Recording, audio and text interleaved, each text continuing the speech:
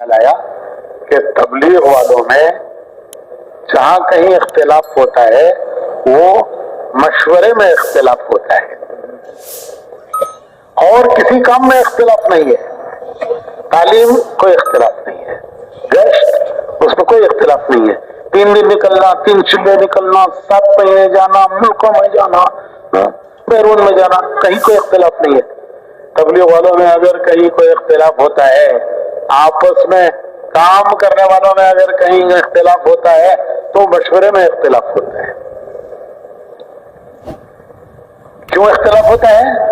ہر ایک چاہتا ہے کہ میں جو کہہ رہا ہوں اس کو طے کرنا چاہیے, وہ طے کرنا چاہیے جو میری رائے ہے, فیصلہ میری رائے پہ ہونا چاہیے, میں جو کہہ رہا ہوں وہ طے ہونا چاہیے.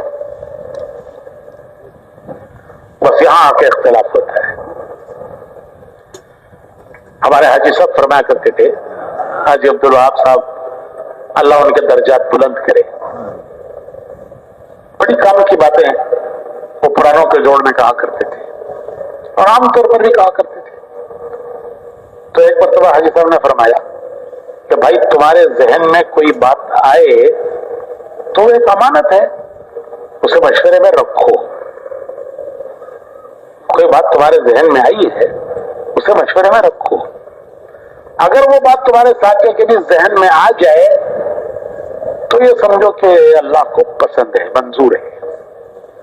ایک بات تمہارے ذہن میں آئی ہے, تمہارے ساتھیوں کا ذہن اسے قبول نہیں کر رہا ہے, ساتھی اس کو نہیں منظور کر رہے ہیں, تمہارے ذہن میں ایک بات آئی ہے, ساتھیوں کے ذہن میں نہیں آ رہی ہے وہ, تو یہ سمجھو کہ ان کے ذہن میں کون نہیں ڈال رہا ہے؟ کہ بھائی کون نہیں ڈال رہا ہے؟ اللہ کو منظور ہوتا تو ان کے ذہن میں ڈال دیتا اللہ, ان کے ذہن میں نہیں آ رہی ہے تو اللہ کو منظور نہیں ہے. اب ایک ایک کا ذہن مت بناؤ, ایک ایک کا ذہن مت بناؤ, اس کو لابینگ کہتے ہیں. ایک ایک کا ذہن بنانا, ایک ایک کو اپنی رائے سے ہموار کرنا, ایک ایک کی رائے کو اپنی رائے سے ملانا, تو ایک ایک کا ذہن مت بناؤ. دیکھو کتنی اچھی بات میں نے کہی, کتنے کام کے نفع کی بات کہی, کتنے فائدے کی بات کہی, یہ ہمارے ساتھی سمجھتے نہیں ہیں. تم ایک ہی سمجھدار ہو, باقی سب دنیا نہ سمجھ ہے. دیکھو میرے ساتھی سمجھتے نہیں ہیں, کتنی اچھی بات, کتنے کام کے نفع کی بات. تو ایک ایک کا ذہن مت بناؤ. کیا کرو, اللہ سے کہو, اللہ سے کہو کہ تمہارے دل میں اللہ نے ڈالی ہے, تمہارے ساتھیوں کے دل میں کون نہیں ڈال رہا ہے؟ تو پھر کیا کرو, کیا کرو بھائی, اللہ سے کہو. ساتھیوں سے مت کہو, اللہ سے کہو. اور کیا کہو اللہ سے کہ جو میرے دل میں آیا ہے اللہ وہ ان کے بھی دل میں ڈال دے. تو کیا سکھا رہے ہو اللہ کو؟ اللہ سے یہ کہو کہ یا اللہ جو بات میرے دل میں آئی ہے اگر وہ تجھے پسند ہے تو میرے ساتھیوں کے دل میں بھی ڈال دے, اور اگر تجھے وہ پسند نہیں ہے تو میرے بھی دل سے اسے نکال دے. کتنا آسان کام ہے, کتنا آسان کام ہے, کیسا آسان کام اللہ نے ہمیں دیا ہے. تو حاجی صاحب نے فرمایا کہ یہ کہو اللہ سے, اللہ سے یہ کہو کہ اے اللہ یہ بات جو میرے دل میں آئی ہے اگر یہ تجھے پسند ہے, منظور ہے, تو اسے میرے ساتھیوں کے دل میں بھی ڈال دے, اور اگر تجھے یہ پسند نہیں ہے, منظور نہیں ہے, تو میرے دل سے بھی نکل دے. کتنا آسان معاملہ ہے, کتنا آسان معاملہ ہے. ہمارے حضرت جی مولانا انعام الحسن صاحب رحمۃ اللہ علیہ فرمایا کرتے تھے کہ بھائی کام تو اللہ کی مدد سے چل رہا ہے, کام تو اللہ کی مدد سے چل رہا ہے اور چلتا رہے گا جب تک اس میں ہمارا نفس شامل نہیں ہوگا. جہاں ہمارا نفس شامل ہوگا وہاں وہ مدد ہٹ جاتی ہے. کام چل رہا ہے اللہ کی مدد سے اور یہ اللہ کی مدد سے چلے گا, چلتا رہے گا, لیکن جہاں ہمارا نفس شامل ہوگا وہاں وہ مدد ہٹ جاتی ہے. وہ ایسا ہے جیسے ایک بیرل دودھ میں ایک بیرل دودھ میں تھوڑا سا لیمو نچوڑ دیا، لیمو کے چند قطرے دودھ میں نچوڑ دیے تو کیا ہوگا دودھ؟ کیا ہوگا دودھ بھائی؟ پھٹ گیا، نہ پینے کے کام کا نہ پلانے کے کام کا۔ کیا ہوا کہ چند قطرے لیمو کے اس میں نچوڑ دیے۔ تو بھائی کام تو دودھ کی طرح ہے، دودھ کی طرح ہے، لبنن خالصا خالصا، اور نفس وہ لیمو کے قطرے ہیں، جب وہ شامل ہو جاتا ہے تو پھر حضرت فرماتے تھے کہ کام تو اللہ کی مدد سے چل رہا ہے اور چلتا رہے گا جب تک ہمارا نفس اس میں شامل نہیں ہوگا، اور جہاں نفس شامل ہوگا وہاں اس پہ پھٹن آ جائے گی، پھٹن پھٹن۔ نفس شامل ہوا مسجد کی جماعت پھٹ گئی، نفس شامل ہوا مسجد کی جماعت پھٹ گئی۔ کہیں کا غصہ آدمی لا کر مسجد کی جماعت پہ نکالتا ہے۔ مسئلہ کہیں پیدا ہوا تھا، غصہ کہیں کسی مسئلے پر آیا تھا، اب وہ لا کے مسجد کی جماعت پہ اتار دیا۔ اور آپ کو بیوی سے انبن ہو گئی، ہوتی رہتی ہے، تبلیغ والوں کی بھی ہو جائے تو کوئی ایسا نہ ہونے والی بات نہیں ہے۔ حضور نے حضرت عائشہ سے فرمایا کہ عائشہ، مجھے معلوم ہو جاتا ہے کہ تم کب خوش رہتی ہو، کب ناراض رہتی ہو، کب ناراض ہوتی ہو، یہ معلوم ہو جاتا ہے۔ حضرت عائشہ نے پوچھا حضور کیسے پتہ چلتا ہے؟ تو فرمایا کہ جب تم خوش ہوتی ہو تو کہتی ہو رب محمد کی قسم صلی اللہ علیہ وسلم، اب جب ناراض ہوتی ہو تو کہتی ہو رب ابراہیم کی قسم۔ خوش ہوتی ہو تو کہتی ہو رب محمد کی قسم، ناراض ہوتی ہو تو کہتی ہو رب ابراہیم کی قسم۔ حضرت عائشہ کہنے لگی کہ حضور لیکن محبت آپ سے ہی ہے، دل سے محبت، زبان سے میں کچھ کہوں لیکن محبت دل سے آپ سے ہی ہے۔ تو رات کو بیوی سے کچھ انبن ہو گئی۔ میں مثال دے رہا ہوں، صبح کو انہوں نے اسٹرائک کر دی، ناشتہ نہیں دیا، چائے نہیں دی، نہ ناشتہ نہ چائے، کیونکہ وہ رات کا اثر تھا۔ اب اس کو کوشش کی کہ ذرا بیوی کو کہیں کہ ذرا چائے دے دو، آج تو حلقے کا مشورہ ہے، وہاں مشورے میں جانا ہے جلدی، لیکن وہ کر کے سوتی رہی۔ دیر ہو گئی تو اٹھ کے نکل گئے، کیا کریں بھائی وقت ہو رہا ہے، جانا ہے مشورے میں، اور راستے میں کہیں ہوٹل پر بھی ناشتہ چائے نہیں کر سکتے کیونکہ لوگ پھر پوچھیں گے مولوی صاحب کیا بات ہے آج ہوٹل میں چائے پی رہے ہیں، تو سیدھے مشورے میں پہنچ گئے۔ مشورے میں بیٹھے، وہ اندر گیس بھرا ہوا تھا، گیس، کون سا گیس؟ جو رات سے چل رہا ہے۔ وہاں مشورے میں پہنچ کے ایک رائے تھی، دوسرے ساتھی نے، سامنے والے نے اس کے خلاف رائے دی، تو بس وہ سلنڈر پھٹ گیا، سلنڈر پھٹ گیا۔ امیر صاحب یہ دیکھو ہمیشہ ایسے ہی کرتا ہے، میں کوئی رائے دیتا ہوں میرے خلاف رائے دیتا ہے، یہ میرا ساتھی ہمیشہ، امیر صاحب جب بھی میں رائے دیتا ہوں نا یہ میرے خلاف رائے دیتا ہے، اب اس کے بعد یا یہ بیٹھے گا یا میں بیٹھوں گا، یا یہ بیٹھے گا یا میں بیٹھوں گا۔ اگر خدا نہ خواستہ وہ بھی اسی حال میں آیا ہو تو، وہ جو سامنے والا ہے وہ بھی اگر اسی حال میں آیا ہو تو، دو سلنڈر ٹکرا گئے، دو سلنڈر ٹکرا گئے، اور مسجد کی جماعت پاش پاش، پیس پیس۔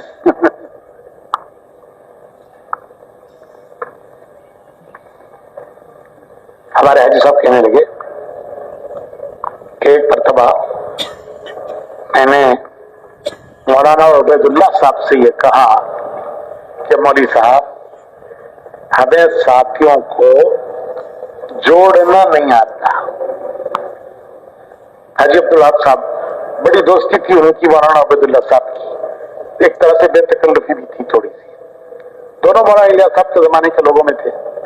تو حاجی صاحب نے مولانا عبید اللہ صاحب سے کہا کہ مولوی صاحب ہمیں ساتھیوں کو جوڑنا نہیں آتا. تو مولانا عبید اللہ صاحب نے فرمایا کہ بھائی عبدالوہاب یوں مت کہو, یوں کہو کہ ہمیں ساتھیوں کے ساتھ جڑنا نہیں آتا. حاجی صاحب نے کیا کہا تھا کہ ہمیں ساتھیوں کو جوڑنا نہیں آتا. تو مولانا عبید اللہ صاحب نے اس کی کیا اصلاح کی؟ ارے بھائی کچھ سن رہے ہیں, سو گئے. حاجی صاحب نے کہا کہ ہمیں ساتھیوں کو جوڑنا نہیں آتا. مولانا عبید اللہ صاحب نے کہا کہ بھائی عبدالوہاب یوں کہو کہ ہمیں ساتھیوں کے ساتھ جڑنا نہیں آتا.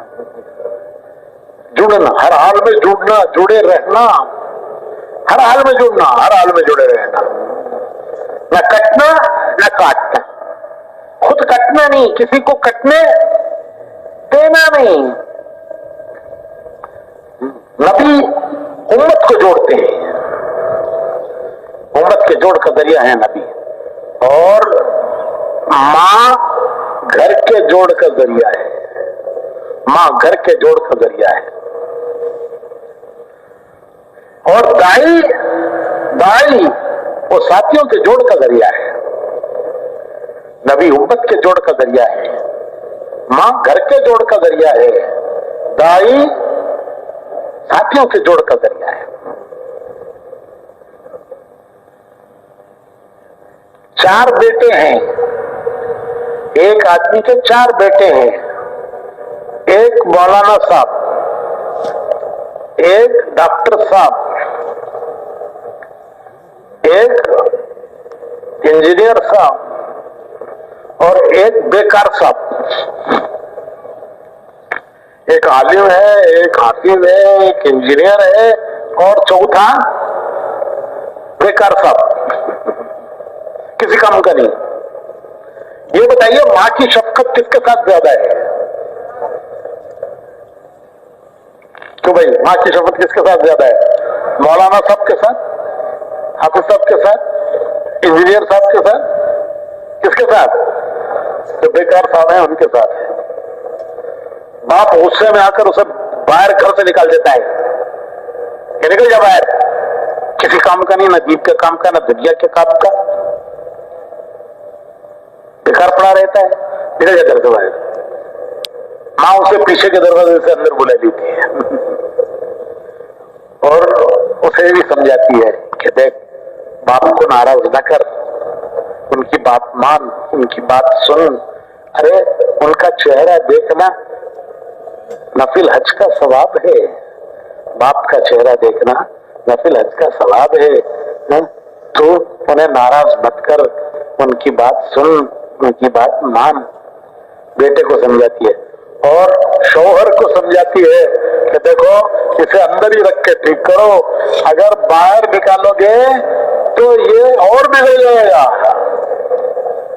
پابندی سب ہٹ جائے گی اور بگڑ جائے گا. پھر دنیا تمہیں ہی کہے گی کہ دیکھو فلاں کا بیٹا کتنا بگڑا ہوا ہے. تو وہ باپ کو بھی سمجھاتی ہے, شوہر کو بھی, بیٹے کو بھی سمجھاتی ہے. تو ماں گھر کے جوڑ کا ذریعہ ہے, نبی امت کے جوڑ کا ذریعہ ہے, اور دائی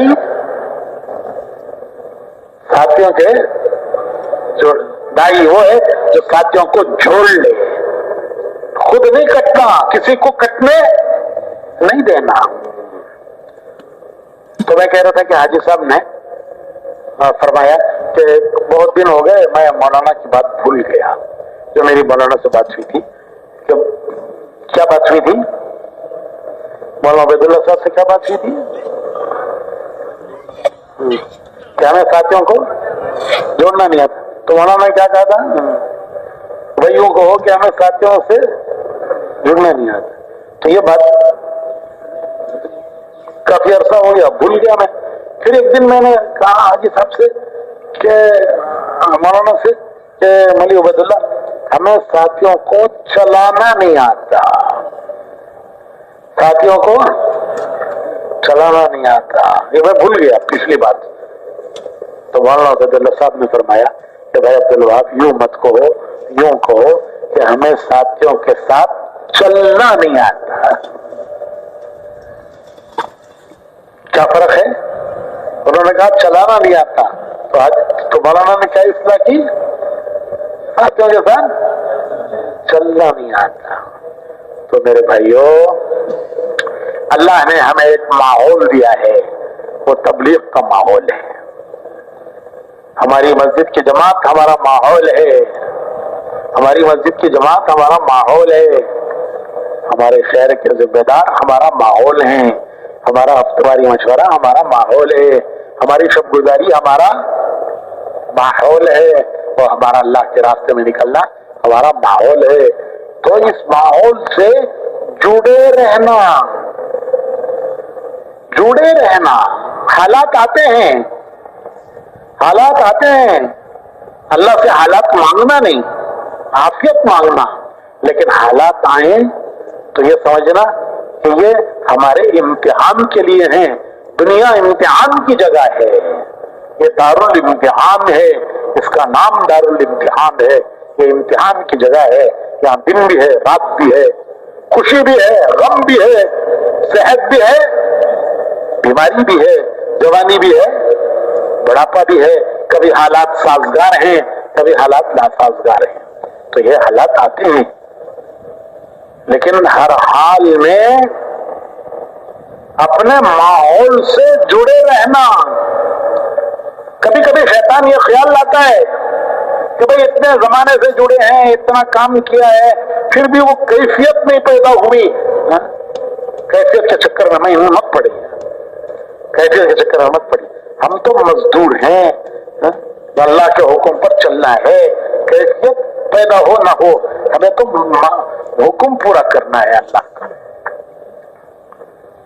ہمارے مولانا ابراہیم صاحب ایک مثال دیا کرتے ہیں کہ بھائیو، آم کے درخت میں جب آم لگتا ہے، شروعات ہوتی ہے اس کی، تو اس کا سائز چھوٹا ہے